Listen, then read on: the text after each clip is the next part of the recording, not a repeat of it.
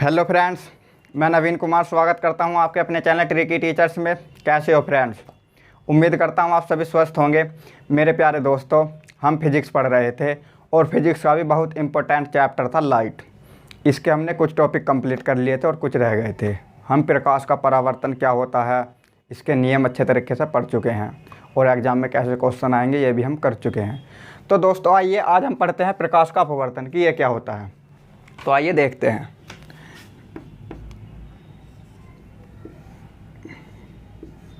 देखो दोस्तों, मान के चलो ये टॉर्च है, ठीक है। परावर्तन के बारे में बता रहा हूँ मैं। अब टॉर्च से प्रकाश आया, ये कोई दर्पण है।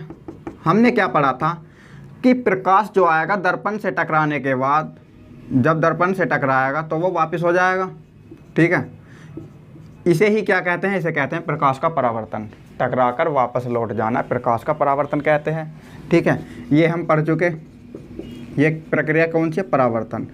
इसका मतलब क्या था ये मैंने बताया भी था, लौट कर वापस लौट जाना। इसका मतलब है दोस्तों वापस लौट जाना, ठीक है। आज हमारा टॉपिक है अपवर्तन। आज हम पढ़ेंगे अपवर्तन। अपवर्तन का मतलब है पार कर जाना, ठीक है। बस छोटा सा डिफरेंस है दोस्तों। देखो, परावर्तन का मतलब वापस लौट जाना, ये हम पढ़ चुके हैं, और अपवर्तन का मतलब है पार कर जाना, ठीक है। प्रकाश पार हो जाएगा, वो कैसे होगा वो हम आगे पढ़ेंगे, ठीक है दोस्तों। तो आइए देखते हैं। अब दोस्तों बात ये आती है कि अपवर्तन जो है वो गैस, ठोस, द्रव, गैस में किस तरह से होता है। तो आइए देखते हैं। देखो, सबसे पहले सवाल ये उठता है क्या गैस में होता है नहीं, और जो द्रव में होता है या नहीं, और ठोस में होता है या नहीं। आज हम ये पढ़ेंगे, ठीक है। तो दोस्तों देखो, प्रकाश का अपवर्तन गैस में भी होगा, द्रव में भी होगा, ठोस में भी होगा। वो किस तरह से होगा वो हम आज पढ़ेंगे। तो आइए पहले हम इसे देखते हैं गैस में किस तरह से होता है। देखो दोस्तों, इनके बीच में धुआं है या गैस है मान के चलो, और ये दो व्यक्ति हैं, ठीक है। तो धुएं होने के बावजूद भी दो व्यक्ति आपस में देख सकते हैं। बस दोस्तों शर्त ये होनी चाहिए, धुआं जो होना चाहिए डार्क नहीं होना चाहिए, काला।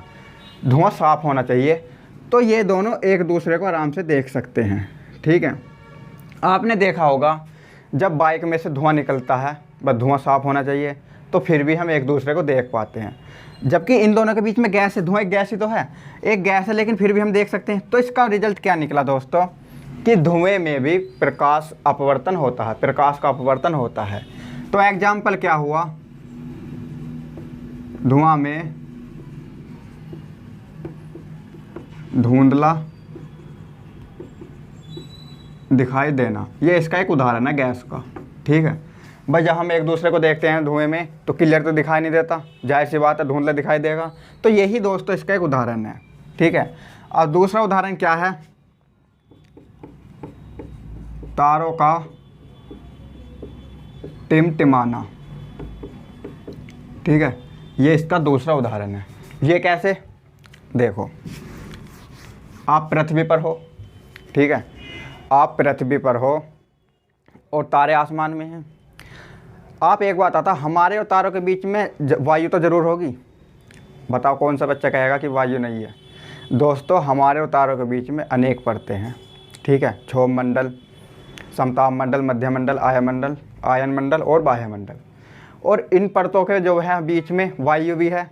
जब वायु इधर उधर जाती है तो वायु मतलब गति करती है, तो उस वजह से वायु का इधर उधर, जब हम यहाँ हैं आसमान में तारे हैं तो हमारे बीच में वायु है, वायु इधर उधर गति करती है, तो उसी की वजह से दोस्तों हमें तारों का टिमटिमाना लगता है।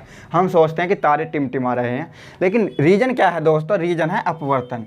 अपवर्तन की वजह से हमें तारों का टिमटिमाना दिखाई देता है और धुएं में धुंधला दिखाई देता है। अब मान के चलो आपके एग्जाम में प्रश्न आया कि दोस्तों आप बताओ धुएं में जो धुंधला दिखाई देता है वो परावर्तन के कारण होता है या अपवर्तन के कारण? तो दोस्तों आपका आंसर होगा कि अपवर्तन के कारण होता है। तारों का टिमटिमाना किसकी वजह से होता है? तो दोस्तों आपका आंसर होगा अपवर्तन के कारण होगा। इस तरह से प्रश्न आएंगे, ठीक है। ये बात आपके समझ में आ गई होगी। इसका एक उदाहरण और देखो। देखो दोस्तों, ये पृथ्वी है, ठीक है, पृथ्वी है ये, और ये सूर्य है, ठीक है। जब सुबह के समय सूर्य निकलता है तो निकलता मान के चलो 5 मिनट बाद, लेकिन हमें पहले प्रतीत होता है सूर्य निकलता हुआ। उसका कारण ही ये है, जैसे कि टिमटिमाने दिखाई देते हैं, ये हमें पृथ्वी से उठा हुआ दिखाई देता है, उठा हुआ, ठीक है। सुनो दोस्तों, पहले द्रव के बारे में पढ़ते हैं, जब देखेंगे, जब अच्छे तरीके से आपके समझ में आएगा ये, ठीक है, इस उदाहरण को। तो देखो दोस्तों, द्रव का क्या नियम है। मान के चलो ये कांच है और इसमें जल भरा हुआ है, ठीक है। ये द्रव की प्रक्रिया बता रहा हूँ मैं आपको। और इसमें कोई सिक्का पड़ा है, ठीक है। इसका क्या नियम है दोस्तों। द्रव में सिक्का तो यहाँ पड़ा है तली पे लगा हुआ, लेकिन हमें दोस्तों थोड़ा उठा हुआ दिखाई देता है सिक्का, समझ रहे हो। ये सिक्का इस तल से लगा हुआ है, लेकिन जैसे हम देखते हैं वो सिक्का इस पर उठा हुआ दिखाई देता है। अगर मान के चलो इसकी गहराई 5 फुट है, ठीक है, तो लगभग हमें जो सिक्का दिखाई देगा 5 फुट गहराई पे नहीं दिखाई देगा, कम से कम 3.5 या 4 फुट पे दिखाई देगा, ठीक है। इसका भी एक सूत्र है, वो हम करेंगे। ये बात समझ में आ गई होगी। फॉर एग्जाम्पल, ये दूसरा कांच का गिलास है और उसमें जल है। जब आप कोई भी पेन या पेंसिल डालते हो इसमें, ठीक है, मान के चलो ये कोई पेंसिल है, सही है दोस्तों, हमें वो तिरछी दिखाई देती है, समझ रहे हो। सीधी न दिखाई देकर, हमने डाली तो सीधी, वो हमें तिरछी दिखाई देती है। इसका क्या कारण है दोस्तों। इसका भी अपवर्तन का ही कारण है। ये कौन सी प्रक्रिया है, द्रव की प्रक्रिया है। तो इसके उदाहरण क्या लिखेंगे हम। सिक्का उठा हुआ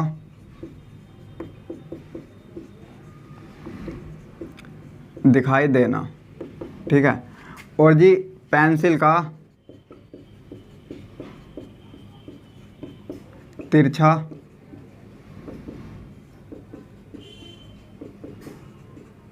दिखाई देना। उम्मीद करता हूँ दोस्तों ये बात आपके समझ में आई होगी।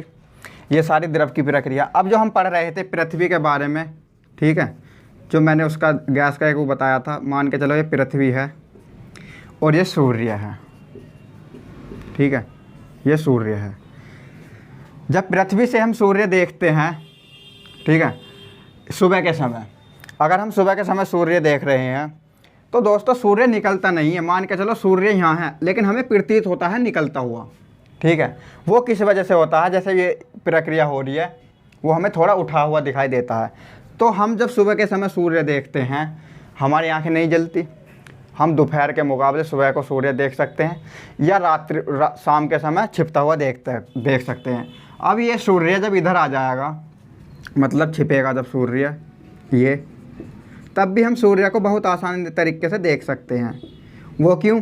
क्योंकि दोस्तों सूर्य छिप गया, लेकिन ये हमें छिपा हुआ प्रतीत नहीं होता, थोड़ा उठा हुआ दिखाई देता है।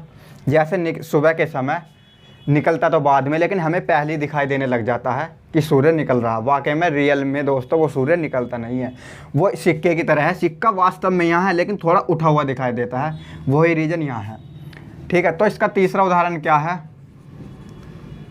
सूर्य का सूर्योदय से पहले दिखाई देना, ठीक है दोस्तों। ये बात आपके समझ में आई होगी। अब ये हम पढ़ चुके। अब देखो ठोस में, ये है लेंस। ठोस में प्रक्रिया होती है लेंस में, लेंस हम आगे पढ़ेंगे, ठीक है। तो दोस्तों आशा करता हूँ ये बात समझ में आई होगी कि ये गैस में किस तरह से होता है अपवर्तन, और द्रव में कैसे, ठोस में कैसे, ठीक है।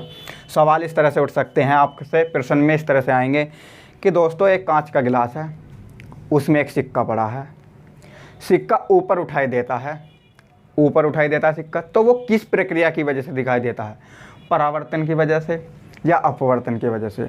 तो दोस्तों आपका आंसर होगा अपवर्तन की वजह से। इस पे आ सकता है कि एक पेंसिल हमें तिरछी दिखाई देती है, वो किस वजह से दिखाई देती है, तो दोस्तों वो भी हमें अपवर्तन की वजह से दिखाई देती है। उम्मीद करता हूँ दोस्तों ये बात आपको समझ में आई होगी। आइए और देखते हैं। देखो दोस्तों, अब प्रकाश की अपवर्तन की प्रक्रिया के बारे में समझते हैं।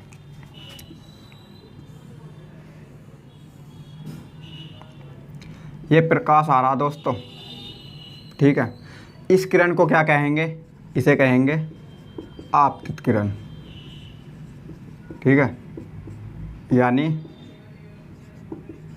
इंसिडेंट रे, इंग्लिश में इंसिडेंट रे। जब प्रकाश आया अगर परावर्तन होता वापस टकरा कर वापस चला जाता, लेकिन इसमें दोस्तों ऐसा नहीं होगा। ये नॉर्मल है, माना ये अभिलंब है, ठीक है, और ये जो ए है इसे कहते हैं आपतन बिंदु, ठीक है, आपतन बिंदु, रिफ्रैक्शन पॉइंट, ठीक है। अब क्या होगा, जब ये सघन माध्यम में जाएगा, ये विरल है, ठीक है, विरल माध्यम है यानी वायु है, ठीक है, और ये क्या है, ये कांच है यानी सघन माध्यम है, ये सघन माध्यम है। जब प्रकाश विरल माध्यम से सघन माध्यम में जाएगा और ये अपवर्तन है, दोस्तों जाना तो चाहिए था इसे रियल में इस तरह, ये हम मान के चले, लेकिन इस तरफ नहीं जाकर ये अभिलंब की तरफ को झुक जाएगा इस तरह से, ठीक है।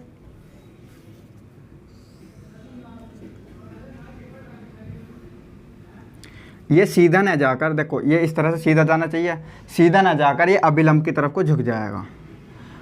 अब ये सघन माध्यम से अगर विरल में जाएगा, जाना चाहिए था इस तरह से सीधे से, तो ये थोड़ा इस तरफ हो जाएगा, यही अपवर्तन की क्रिया है, ठीक है। मैं दोनों तरह से बताऊंगा कि अगर विरल से सघन में जाएगा तो क्या होगा, और सघन से विरल में जाएगा तब क्या होगा, ठीक है।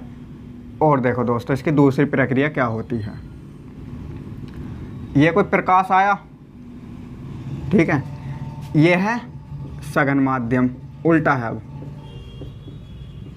यह है सघन माध्यम यानी कांच, और यह है विरल,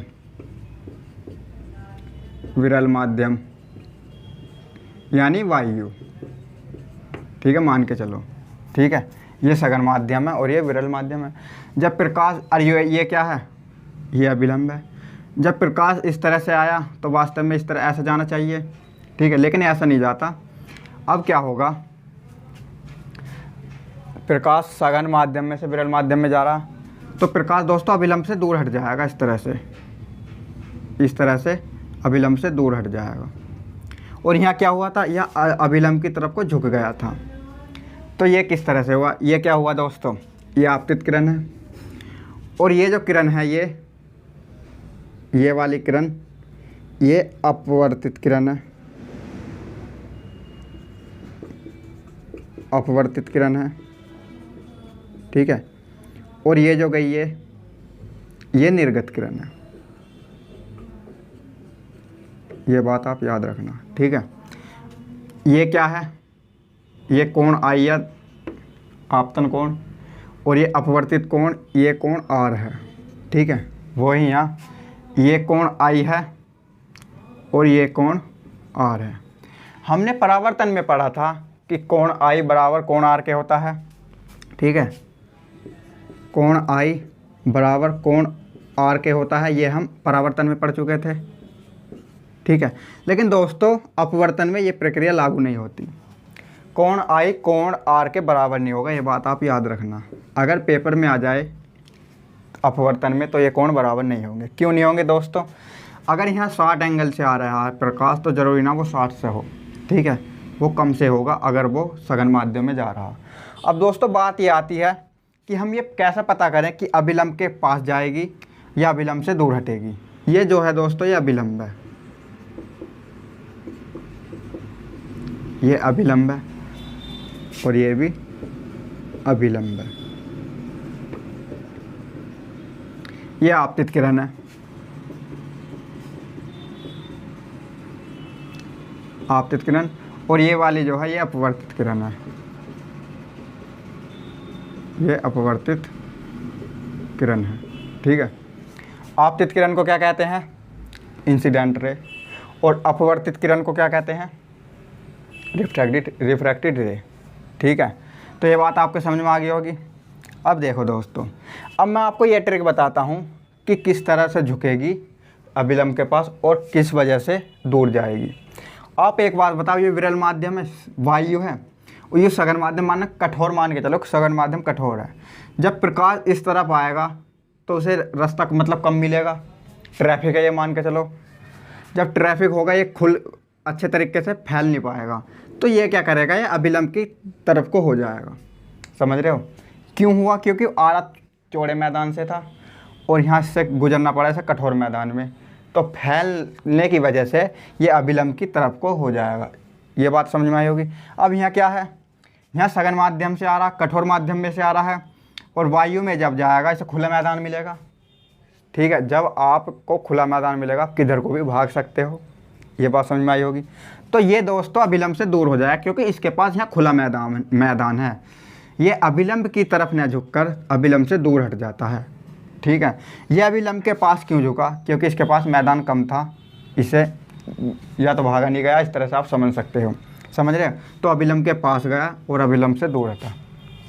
दो प्रक्रिया में यही प्रकाश का अपवर्तन होता है, या तो सघन माध्यम होगा या विरल माध्यम होगा। ठीक है, अब देखो दोस्तों, सवाल ये भी बना आपसे कि कोण आई बराबर कोण आर बराबर होते हैं। नहीं दोस्तों, ये बात याद रखना, नोट कर लेना, कभी भी कोण आई बराबर कोण आर नहीं होंगे। ठीक है, बराबर नहीं होंगे। कहाँ? अपवर्तन में। परावर्तन में बराबर होते हैं। ये बात आपके समझ में आई होगी। अब दोस्तों इसके नियम हैं, तो देखिए अब हम इसके नियम देखते हैं। इसके दो नियम हैं दोस्तों, वो क्या है देखो। पहला नियम, इसके दो नियम है, उसमें पहला नियम है आपतित किरण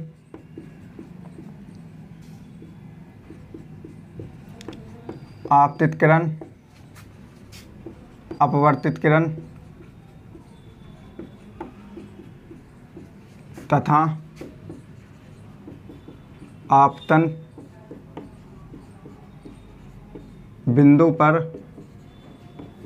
अभिलंब जो बताया था, अभिलंब तीनों एक ही तल में होते हैं, एक ही तल में होते हैं। ये नियम आप याद रखना। एक ही तल में कैसे दोस्तों?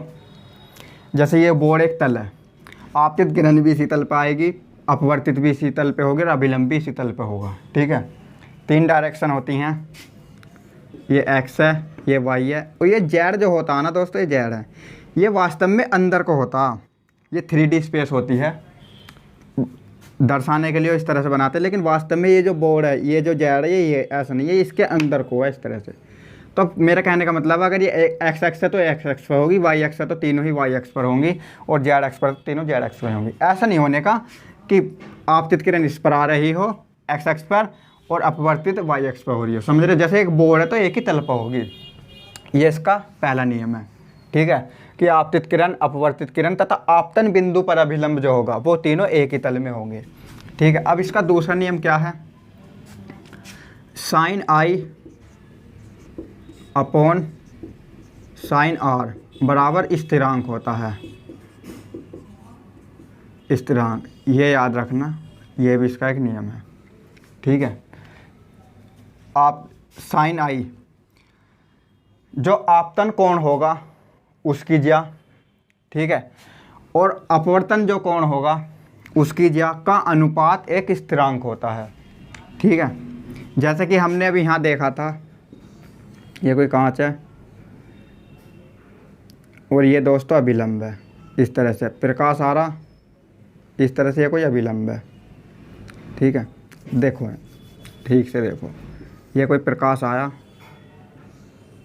ये सघन माध्यम है, ये वायु है और ये कांच है। ठीक है, और ये दोस्तों अभिलंब है।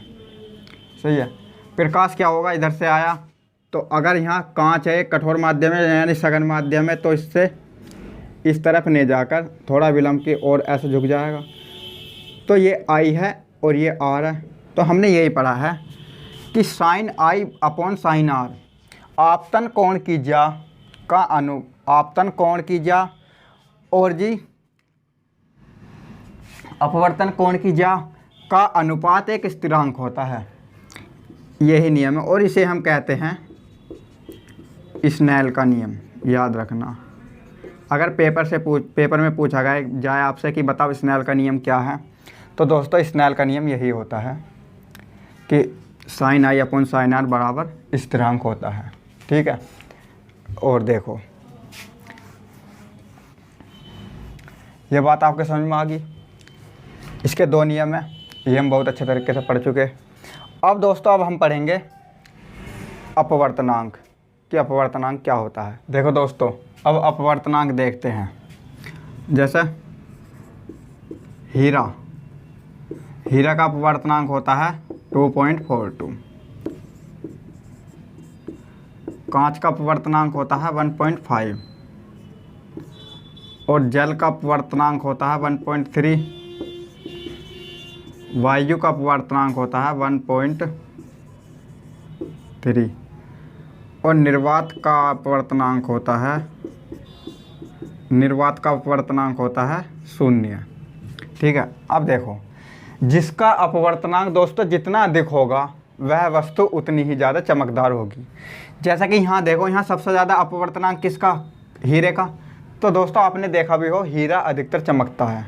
यहाँ जितने भी लिखे सबसे ज़्यादा हीरा चमकता है। वो क्यों चमकता है? क्योंकि हीरे का अपवर्तनांक अधिक है। कांच का उससे कम है तो हीरे से कम चमकता है। जल का इससे कम है तो जल जो है कांच से कम चमकता है। और वायु जो है जल से कम चमकती है। समझ रहे हो? देखो, अब बात आती थी, हमने तो वायु चमकती ना। कुछ बच्चे ये कहेंगे कि वायु कैसे चमका है। दोस्तों आप कभी गाड़ी में जा रहे हो, अगर आपको आगे दिखाई देता है सड़क पे, रोड पे जल पड़ा हुआ रहता है, वो कायदे में हकीकत में वो वायु रहती है। समझ रहे हो? वो वायु रहती है, तो उसका जो अपवर्तनांक है वो इतना होता है। अब देखो ये क्या होता है, अपवर्तनांक जो होता है वो समानुपाती होता है किसके? चमक के। ये बात याद रखना और ये लिख भी लेना। ठीक है। वो कैसे? जितना ज़्यादा अपवर्तनांक होगा उतनी ही ज़्यादा वस्तु चमकेगी। ठीक है। अगर चमक कम है किसी वस्तु में तो आपका आंसर होगा उसका अपवर्तनांक भी कम है। ये एक दूसरे के समानुपाती होते हैं। ठीक है। वायु चमकता है कांच जल की तरह, जल चमकता है कांच की तरह, कांच चमकता है हीरे की तरह। ठीक है। तो ये बात आप याद रखना और ये ना याद भी कर लेना। अब देखो दोस्तों, अपवर्तनांक का प्रकाश की चाल से संबंध, कि अपवर्तनांक का प्रकाश की चाल से क्या संबंध होता है। देखो, पहला पॉइंट, ये दूसरा है और ये पहला है। माध्यम 1 में प्रकाश की चाल और माध्यम 2 में प्रकाश की चाल। ठीक है। माध्यम 1 में जो होगी V1 होगी चाल और माध्यम 2 में होगी V2 होगी। और N21 का क्या मतलब है दोस्तों? पहले इसे देखो, N21 का मतलब क्या है? N21 का मतलब है माध्यम 2 का अपवर्तनांक माध्यम पहले के सापेक्ष। ठीक है। इसका मतलब यूँ है, प्रकाश पहले माध्यम से दूसरे माध्यम में आ रहा है यहाँ। सही है। जैसा हमने अभी पढ़ाया था आपको, ये कोई प्रकाश की किरण आ रही, ये सघन माध्यम है। ठीक है। और ये वायु है। तो ये पहला माध्यम हुआ या दूसरा माध्यम हुआ। अगर हम इसका अपवर्तनांक निकाल लेंगे, जैसे कि N21, इसे इस तरह से लिखेंगे, माध्यम 2 का अपवर्तनांक माध्यम पहले के सापेक्ष। और इससे क्या निष्कर्ष निकल रहा है? इससे निष्कर्ष दोस्तों ये निकल रहा है, प्रकाश जो है पहले माध्यम से दूसरे माध्यम में आ रहा। इधर से देखते हैं, प्रकाश पहले माध्यम से दूसरे माध्यम में आ रहा। और अब हम जो अपवर्तनांक निकाल लेंगे, दूसरे माध्यम का अपवर्तनांक निकालने के लिए पहले माध्यम के सापेक्ष। ठीक है। दूसरे माध्यम का अपवर्तनांक पहले माध्यम के सापेक्ष, इसे इस तरह से बोलते हैं। इसका फॉर्मूला क्या है? N21 बराबर V1/V2। ये समझ में आ गया आपके N21 का मतलब क्या है? 2 का मतलब दूसरा माध्यम और पहले का मतलब पहला माध्यम। अगर ऐसा लिखा जाए GA, तो यहाँ गिलास का अपवर्तनांक निकालते हैं एयर की तुलना में। A मतलब हवा, एयर। ठीक है। और यहाँ प्रकाश कहाँ से आ रहा है? यहाँ हवा से गिलास में आ रहा। ये बात समझ में आई होगी। NGW हो अगर, गिलास का अपवर्तनांक वाटर की तुलना में, वाटर समझ रहे, प्रकाश वाटर से गिलास में आ रहा। इस तरह से कोई वाटर में मतलब जल रखा है उस गिलास में, इस तरह से। ठीक है। तो इसका क्या मतलब हुआ? गिलास का अपवर्तनांक एयर की तुलना में। सही है। गिलास का अपवर्तनांक वाटर की तुलना में, ये इस तरह से है। ये बात आप याद रखना। जो लास्ट में लिखा रहता है प्रकाश उधर से आता है, और जो जैसे कि N21 है, इसका अपवर्तनांक 1 के सापेक्ष। अब देखो दोस्तों, निरपेक्ष अपवर्तनांक क्या होता है? निरपेक्ष अपवर्तनांक, इसे M से दिखाते हैं। निर्वात या वायु में प्रकाश की चाल। ठीक है। निर्वात या वायु में प्रकाश की चाल बटे, ठीक है, माध्यम में प्रकाश की चाल।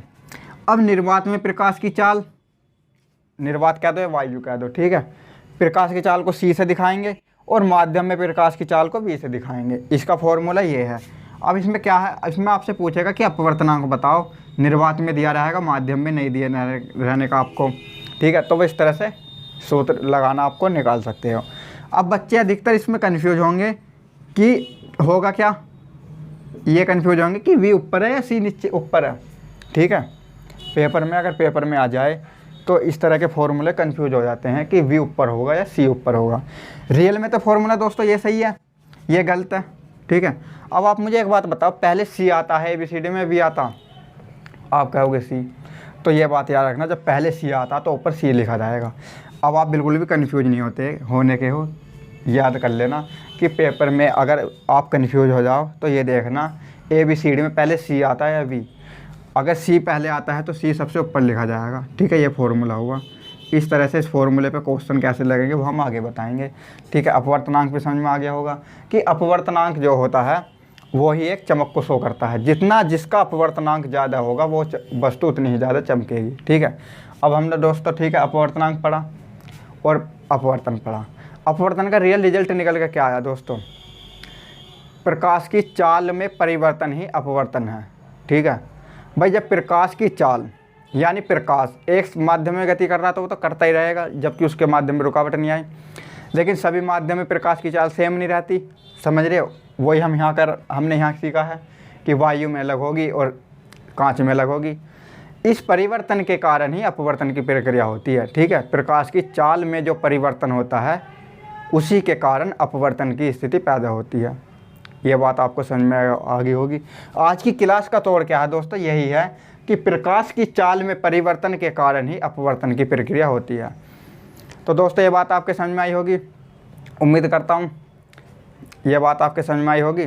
और दोस्तों इस पर प्रैक्टिस करना, अगर समझ में ना आए एक बार वीडियो को ज़रूर देखना और वीडियो को अधिक से अधिक दोस्तों को शेयर करना ताकि उन दोस्तों को भी इस वीडियो का लाभ मिल सके, ठीक है। और हाँ, यदि दोस्तों आपने चैनल सब्सक्राइब ना किया हो तो चैनल को सब्सक्राइब करना ताकि आपके पास सबसे पहले हमारी वीडियो पहुंच सके, ठीक है दोस्तों। तैयारी करते रहना और इसके नोट्स भी बनाते रहना। मिलते हैं दोस्तों नेक्स्ट वीडियो में, धन्यवाद।